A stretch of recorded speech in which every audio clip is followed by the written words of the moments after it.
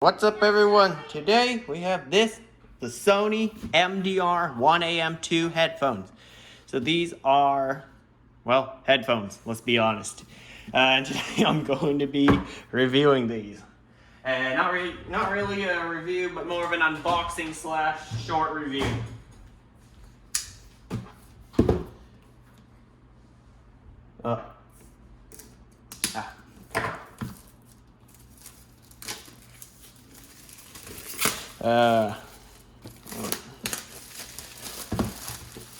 Now, I'm going to be showing you what you get in the box, doing a couple tests, and yeah, mostly that. Those couple tests involve different cables.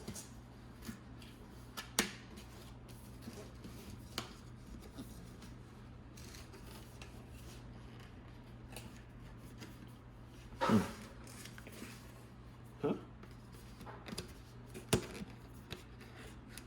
Can't open it for some reason. Oh, they taped it down, interestingly. Not very wise of them.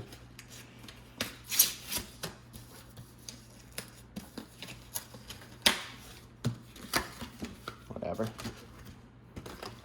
Hopefully the box inside looks nice.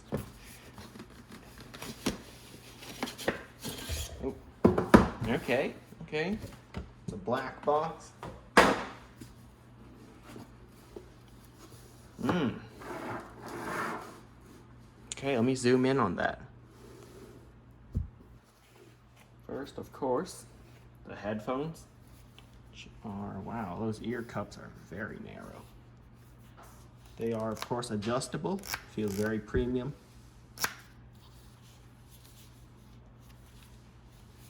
Let me try them on.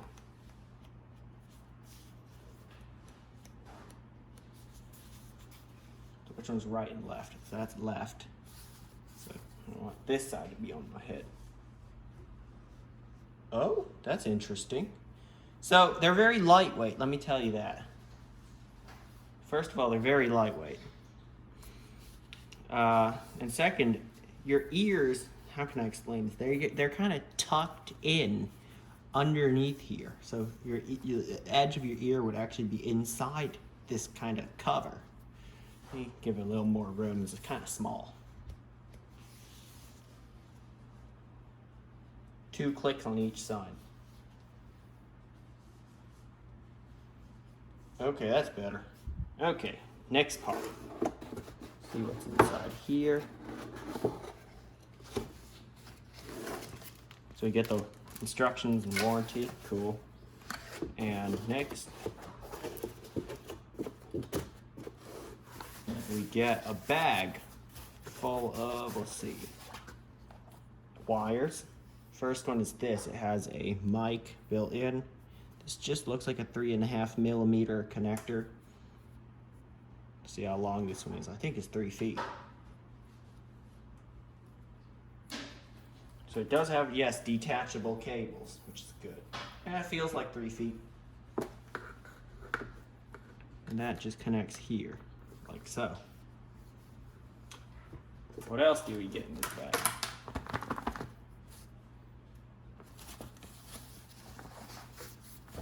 Not much else. We also get a much longer cable. Let me see how long it is.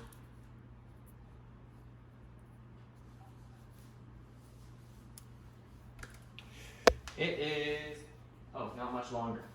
Also feels like 4 or 3 feet. Let me see how long it is in comparison to this one. The one with a, oh, they're the same length, so I'd say about 3 feet. Okay, I'll be using one without the mic.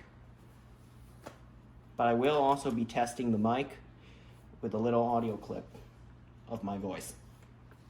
A very nice speaker design. Would you look at that? Anyway, let's go over some specs.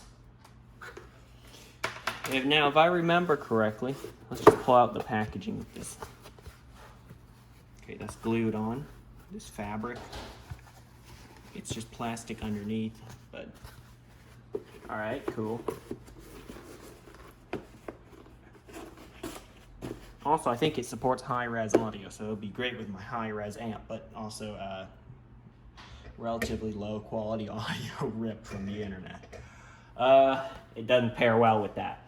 But anyway, oh, I know what kind of cable this is and why they included it. It's a balanced cable. Look at that. It's a little longer than your regular 3.5mm one, as you can see, and a little thicker. It's a balanced cable. That's what it is. I see.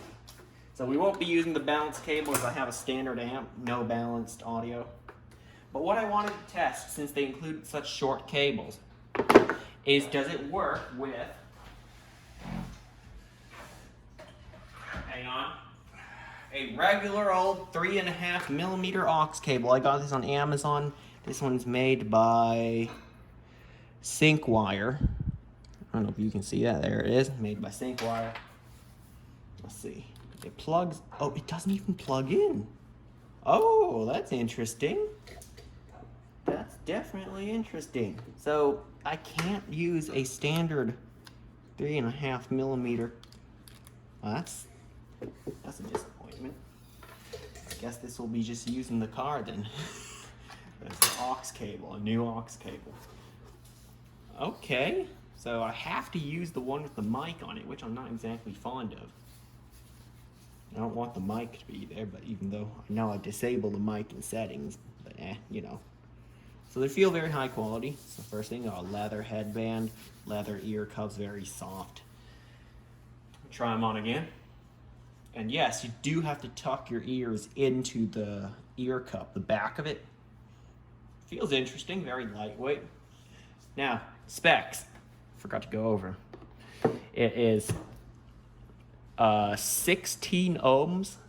It is 3 hertz all the way to 100,000 hertz, even though humans can only hear up to 20,000 hertz. So I don't see where the extra 80,000 hertz goes, and the extra, what do you call it? 17 hertz that go under 20 hertz. Well, I mean, I can feel the bass, but I don't know if exactly I can hear the bass. But yeah. That's a pretty wide frequency response range. Well, it's time for me to go test it out. Enough specs, enough talk about that. Time for me to go test it and give you my thoughts on it. Oh, one more thing. If you're still here, as you can see, there's a microphone on this, and I do have to test it. That is my responsibility. When I review headphones, I must test the mic. So, a video, audio clip of my voice and a generic picture of these headphones coming up in a few seconds, I guess. Okay guys, I'm testing the mic now. It's being recorded on an iPhone 11 Pro with the audio quality set to lossless. The mic is where it would normally be, not in front of my mouth. It is right to the side where it's normally plugged in. So I'm hoping you're hearing this clearly. So this is just a quick test of the Sony MDR 1AM2 built-in mic to the headset on the regular cable 3.5mm one. And I hope that's enough of a voice test. End test. Alright guys, on to my opinions about the MDR 1AM2, these ones right here. Oh, the desk is a bit dirty, so. Actually, now I got an idea. I'm going to protect my headphones by doing this. I actually have 2 headphones to protect my Meze 99 Classics as well. Those are also very good, but I'll tell you why I have them out in a minute. Okay, now they're protected from this table, which is just very dirty. I'm doing a few projects here. Let me tell you why. Here's what I think about the MDR 1AM2s. They're good headphones, very good headphones, in fact. I like them a lot. They're very lightweight on your head. You essentially don't feel that they're there anymore. Like there's nothing on your head right now. What I have to say about the sound is I quite like it, in fact. It has good sound. very different from there, even though these two headphones, I would have to say, because this one is $310, this is $298. Well, this is actually more specifically $309, $298. So they're very close. Both high-end headphones. Okay, not high-end, but fairly expensive compared to others I've seen. That's how I should put it. And they both sound good, except they have opposite sound signatures in my mind. Well, if that's even the right word. Sound profile, sound signature. Okay, I have to understand these audiophile terms a little better if I have to speak like one. But for now, let's just say how I think it sounds. Now, I do know what warm and bright mean. Warm means like a little more bassy, but of course not muddy in terms of bass. Yeah, just like towards leaning higher on the bass side, while bright means leaning higher on the treble, high notes. So I'll have to say the Meze 99 Classics these ones are definitely warmer, while these MDR 1AM2s are brighter. There's a lot more bass in the Meze 99s, while there's a lot more treble in the MDR 1AM2s. It's very obvious that this has more treble. I listen to all kinds of music, all kinds of genres of music. I watch movies, watch videos, and stuff like that. Listen to voice. So I can tell you that these ones are the bassier side. These are a little more treble on the brighter side. It's a warmer side.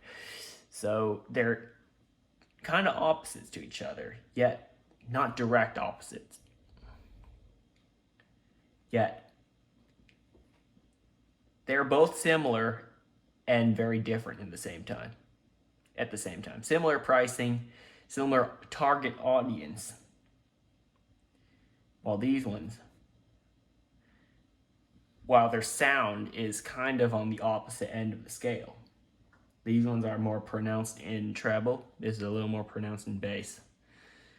And yeah, it's obvious once you start listening to them. You plug one in and then plug it in the other. You just try them both like really quickly on the same song. These ones I believe are 28 ohms. I don't remember exactly. These ones are 16 ohms. They're a little easier to drive and are drivable by more devices. I don't have them in frame right now in the shot, but I have Beyerdynamic. Is it Beyerdynamic? Yeah, it's Beyerdynamics DT770 Pro. 80 ohms. So those are 80 ohm headphones. I plug in my USB-C to a headphone jack adapter for my iPad Pro, and I listen to it there. It sometimes clips. The audio starts to clip, which means I guess it's not getting enough enough power. That's the word. Not enough power to produce sound. So yeah, these ones, they work. They work with it pretty well. Unless my adapter's broken, because occasionally I hear clipping where it kind of cuts out. But for a millisecond, even less than a millisecond, maybe a nanosecond, it will just clip. Like audio goes out and it comes right back on. You notice it because you hear a little pop. Maybe it's my adapter that's broken, but the device I use to test both these headphones, the FIO, I really don't know how to say that word. FIIO. Maybe I'll listen to more people say it in reviews. I don't know, I might buy the E10K, but that's another video for another day. But whatever. It's a good headphone amplifier, the K5 Pro. Can drive really powerful headphones according to some people online. They say up to 300 ohms. They say up to 300 ohms. That's like I think a HD 600. I'm not exactly sure. I didn't do much research into it, as those are open backs, and as you can see by my previous videos, I'm a fan of closed back headphones. I think those are 300 ohms, the HD 600s, but can't be exactly sure because I didn't, like I said, not too much research. So don't take what I said just in the past 30 seconds too seriously. But whatever, good headphone amplifier. Also has a pretty good DAC in there as well. Sounds good. So there's really no variables in the test. But of the two headphones, for comfort, I will pick this one, the MDR 1AM2s. But for sound quality, at least in my opinion, because I think I said this before, I like a warmer sound to it, I'd pick the Meze 99 Classics. These ones are definitely more comfortable. They're essentially weightless on your head. Now, that is really all I can say, because I don't know that much about the correct term to use, because I bet there's a lot more qualities I can describe about these headphones. But I don't know the exact term. But the rest of them that I can describe, there's one more, I think, is sound leakage. Around the back of my ear, there is a slight opening. Both headphones have this. When I put them on my head, around the back of my ear, there's a slight gap where a sound can come out, or at least outside sound can come in. Which I kind of wanted these headphones to fit my head a little better. No headphones can fit your head perfectly, obviously. Maybe if you have them custom made or something. But the one that has a better fit may be this one. Yeah, I like the sound of these ones a little better. One upgrade I would do on both headphones is the cable. Sure, it's a nice cable, but as I show you, I'll detach this one, you can see that there's a mic on it. I don't know why this bothers me so much, and I don't think it'll bother you that much, but I don't really want a mic that I can't turn off. For example, I used to own a Blue Yeti microphone, right? It was a nice microphone, very professional looking, sounded great, even though I do most of my recording and voice, of course, on my iPhone 11 Pro, which I'm recording on right now. I hope I get a new phone soon. This one's quite beat up. Even though the screen isn't cracked. Most people say their phone's beat up when the screen gets cracked already, but I've seen other stuff happen to my phone.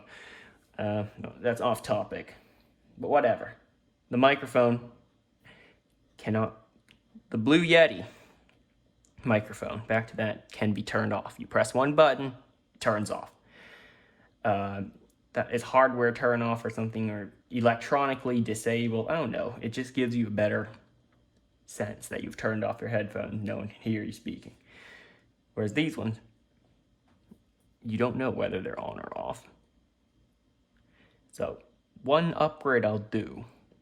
There's a lot of nonsense in this segment of the video, but I'm not cutting it out because it's kind of like a conversation with me, even though you can't say anything to me. Except you can in the comments below, so drop one there right now if you're still watching. If you got anything interesting to tell me. Whatever. One upgrade I'll do, let's get straight to the point, is a new cable. And I also don't really like the 90-degree cable in this headphone. I kind of want it to be a straight cable, just like the Meze 99s. Sure, a 90-degree cable is good in some situations, but you can always buy a 90-degree adapter. So I'd rather them not put the 90-degree cable there in the first place and instead give me a straight cable with an adapter to turn it into a 90-degree. Sometimes, most of the times, a 90-degree like this is not good. Especially with my amplifier, it covers up the volume wheel. I have to shift it to the side and then turn the volume wheel up. Or sometimes when it shifts over, it'll actually press on the volume wheel and increase my volume. So yeah, it's a weird situation there. I might want to buy a regular cable, maybe a straight cable. And the fact, this is not related to the MDR 1AM2s at all, but the Meze 99 Classics, the headphone cables are made of two different materials. Up here you have like this silicone material, and then here you have this nylon braided whatever, or fabric actually. It feels like fabric cable. So I'm going to buy, I guess, hopefully one day, get a new cable for both headphones to make them just a little better and put these ones away. that is mostly it for this video. Great set of headphones if you like a brighter sound. Sound profile or sound signature, I'm not sure. What the right word is. Are they interchangeable? Probably not. I'll search it up later. And probably you'll see something flashing on the screen before I said this, saying that I'm wrong, and which one it actually is. Brighter, let's just call it sound for now. If you like brighter sound, this is what you should get. If you like warmer sound, that means a little more bass, this is what you should get. This one actually is good for when you want to point out all the details in songs, in music. When you listen to music, there's a lot of hidden details that you wouldn't be able to hear with normal headphones. You'll need something better like this and a good ear to hear it. And then once you hear it on these nicer ones, here's my experience. When you put on a regular set of headphones, let's say the ones that come with your phone, the ones that you normally just throw into a drawer somewhere and forget about it for like 3 years, that one, you'll be able to hear it because you heard it here, you know that song, and then you'll be able to point it out with the regular one.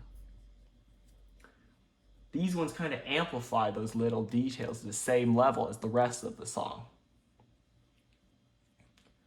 So these nicer headphones, especially the ones with more treble in it, and the brighter ones, you can point out details in songs pretty well. Compared to that one, where most of them are kind of hidden within the bass. No, not most of them. You can still hear a lot more details than you can with your run-of-the-mill headphones that come with your phone, your smartphone, when you bought it. These can still, you can still hear a lot more detail from these ones, but not as much as these ones. That's just my opinion. Those are just my ears. Your ears may be a little different than mine. So it's best that you actually go buy these headphones, try them out. You know, most stores have a return period. I'm not returning these. I'm keeping them. They're really good because they are, in my opinion, a direct competitor to the Meze 99 Classics. Similar price range, similar audience, the people who just want to get into audiophile stuff. And this is one of them. Or at least they've bought their first set of audiophile type headphones. My first ones were the DT770 Pros. I don't know if you'd call them true audiophile headphones. I doubt they are, but hey, it's a step there. You know, it's a step towards it. I'd say those are more studio headphones. But yeah, that's it for this video. Like I said, try them out yourself one day. What I said in this video, I'm no professional in this stuff. It's just my opinion. Those are my opinions. But yeah, thanks for watching this video. Hope you enjoyed it. It's quite long actually, because I waited 3 or 4 days because I was listening to stuff on these headphones. And of course these, because I said they're direct competitors, I think. And yeah, subscribe, like, comment.